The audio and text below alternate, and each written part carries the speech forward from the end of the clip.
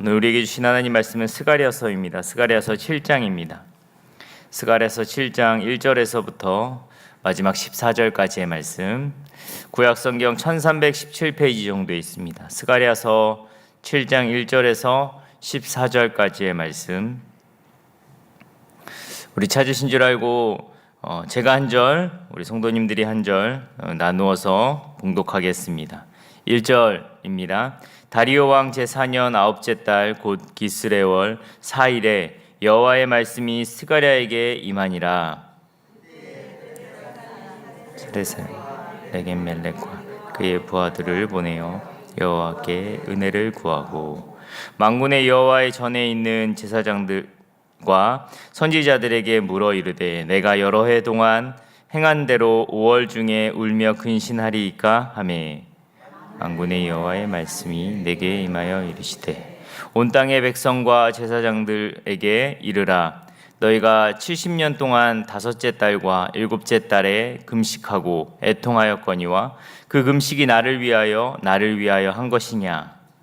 너희가 먹고 마실 때에 너희를 위하여 먹고 마실 예루살렘과 사면 성읍에 백성이 평온히 거주하며 남방과 평원에 사람이 거주할 때에 여호와가 옛 선지자들을 통하여 외친 말씀이 있지 않느냐 하시니라.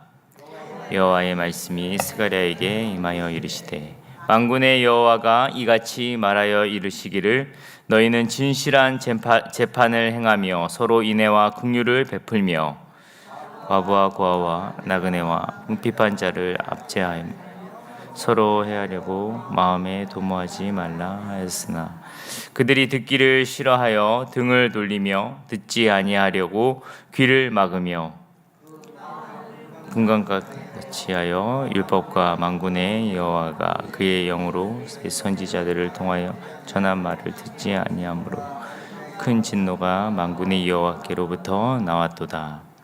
내가 불러도 그들이 듣지 아니한 것처럼 그들이 불러도 내가 듣지 아니하리라. 만군의 여호와가 말하였느니라.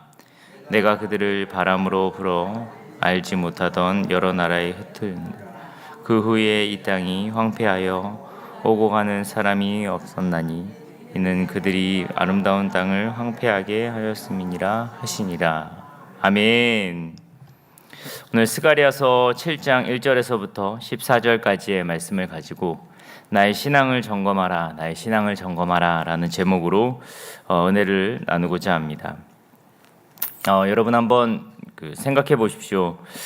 내가 지금 이 교회를 위해 한 일이 하나님과 전혀 상관이 없다면, 나의 기도 그리고 예배 그리고 헌신 봉사 이 모든 것이 하나님과 전혀 관계가 없다면 얼마나 절망적이겠습니까? 제가 여기서 이렇게 설교를 하고 있지만 하나님의 말씀을 선포하고 있지만 그 말씀이 하나님과 전혀 상관이 없다면 오늘 본문은 그러한 내용입니다. 그 스가랴의 그 환상 이후에 지금까지 이 땅에서 해왔던 것들을 그 점검하는 내용인데 그 중에 하나가 바로 이 금식이라는 것입니다. 베델 사람이 방문을 하여서 질문을 합니다.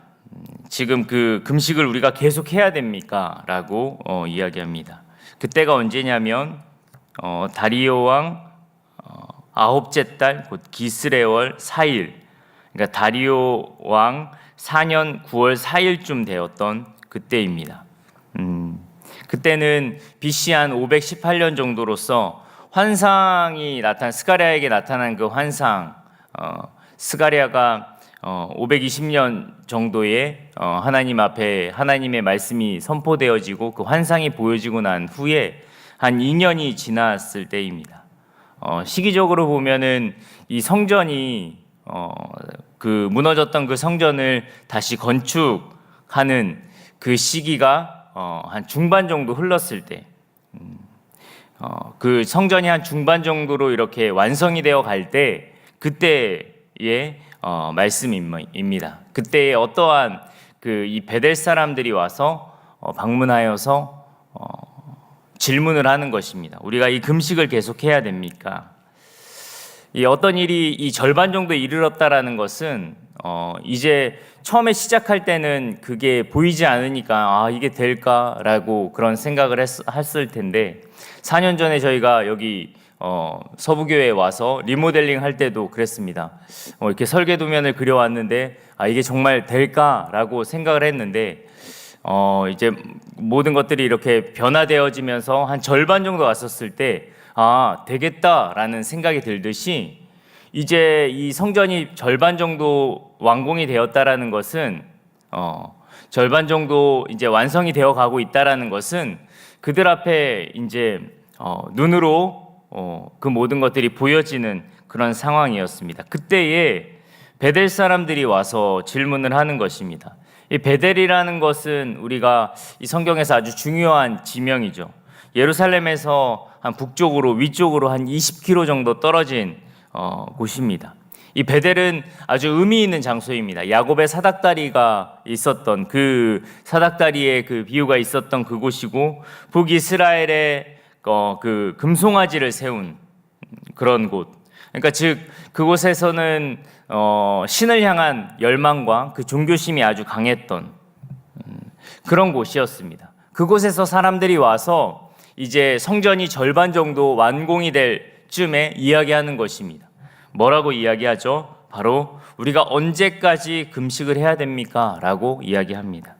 우리 7장, 오늘 스가랴 7장 1절에서부터 3절까지 우리 다시 한번 읽어볼까요? 1절에서부터 3절입니다. 함께 읽겠습니다. 시작. 다리오 왕 제4년 9째 달 곧 기스레월 4일에 여호와의 말씀이 스가랴에게 임하니라. 그때에 베델 사람이 사렐셀과 레겜멜렉과 그의 부하들을 보내어 만군의 여호와의 전에 있는 제사장들과 선지자들에게 물어 이르되 내가 여러 해 동안 행한 대로 5월 중에 울며 근신하리이까 하매 5월에 있는 그 금식을 우리가 해야 됩니까? 라고 이야기합니다.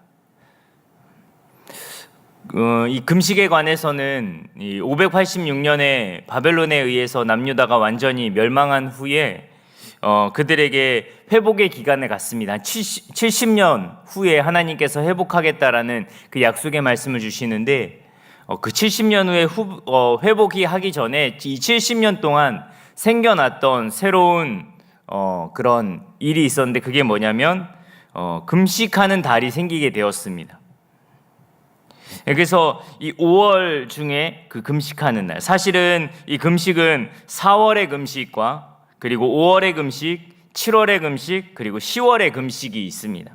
이 4월의 금식에는 그 예루살렘 성벽이 파괴되었던 것을 안타까워하면서 금식하는, 그리고 5월의 금식에는 이 성전이 모두 불타버린 그것에 대해서 안타까워하면서 그때에 이 모든 일이 있었지 우리가 금식하면서 하나님 앞에 다시 돌아가자라고 하면서 5월에 금식이 생겼습니다.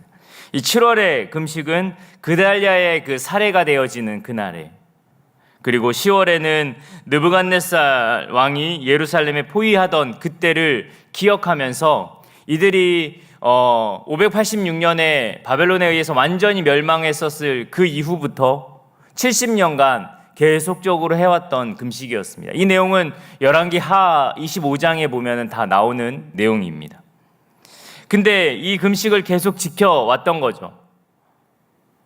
근데 이제 성전의 회복을 하나님께서 약속하시고 그 회복을 이루시는 이제 성전 완공이 한 50% 정도, 절반 정도 완성되어지는 그때에 사람들이 자기네들이 하고 있는 이 금식을 우리가 이거 완전 멸망했을 때 했는데 이거를 계속 해야 됩니까? 라고 하면서 제사장과 선지자들에게 물어 이른 것입니다.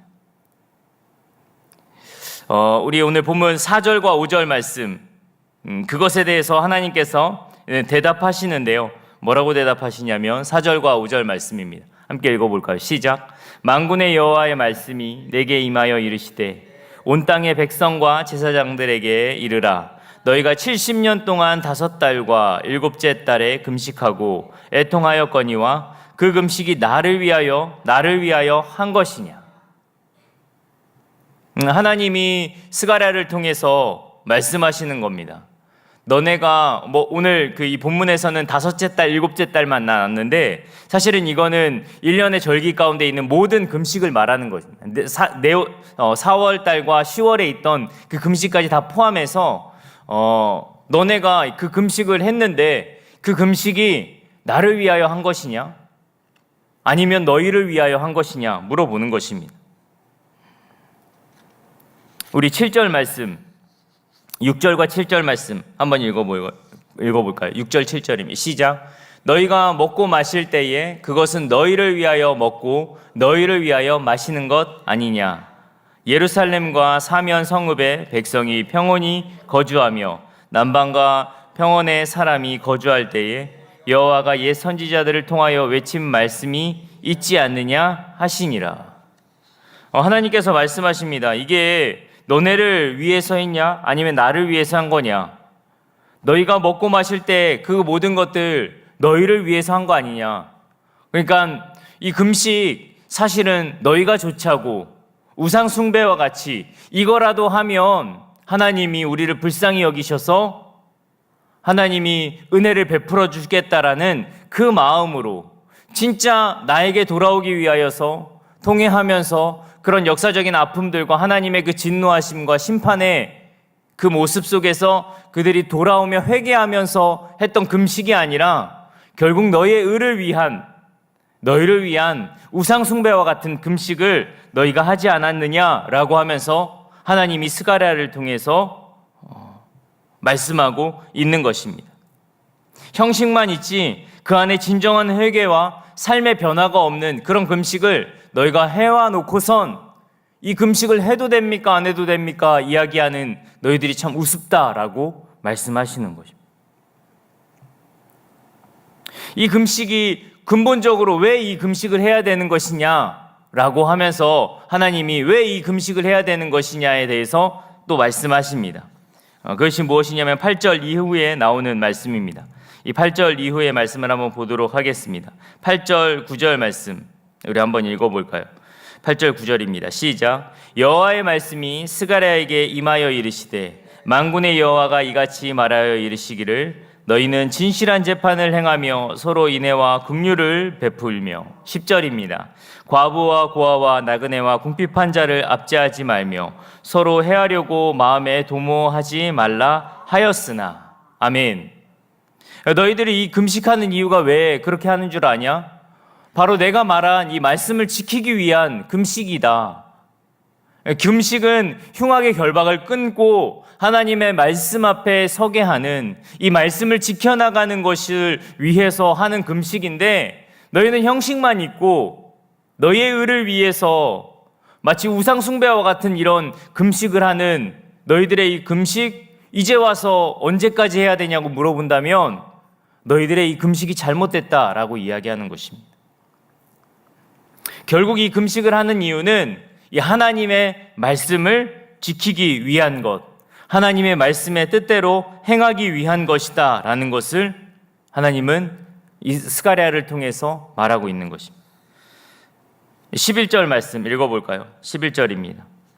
함께 읽겠습니다. 시작. 그들이 듣기는 싫어하여 등을 돌리며 듣지 아니하려고 귀를 막으며 12절 그 마음을 금강석 같게 하여 율법과 만군의 여호와가 그의 영으로 옛 선지자를 통하여 전한 말을 듣지 아니하므로 큰 진노가 만군의 여호와께로부터 나왔도다. 봐라, 너네가 하나님의 말씀을 통해서 계속 말해도 너희가 등을 돌렸고 귀를 막았고 너희의 마음이 이 금강석과 같이 딱딱하게 굳어버려서 이 하나님의 말씀을 전혀 듣지 아니하고 그 하나님의 말씀을 살아내지 아니하는 그러한 모습으로 살아가고 있다. 이 금식을 통해서 이어져야 할 그 삶의 변화가 없는 너희들의 이 모습, 그 삶의 변화는 다른 것이 아니라 하나님의 말씀대로 살아가는, 올바르게 재판을 하고 과부와 고아와 나그네들을 hun대할 수 있는, 그들을 사랑할 수 있는 그 마음, 너희들의 삶 가운데는 그것이 없었다.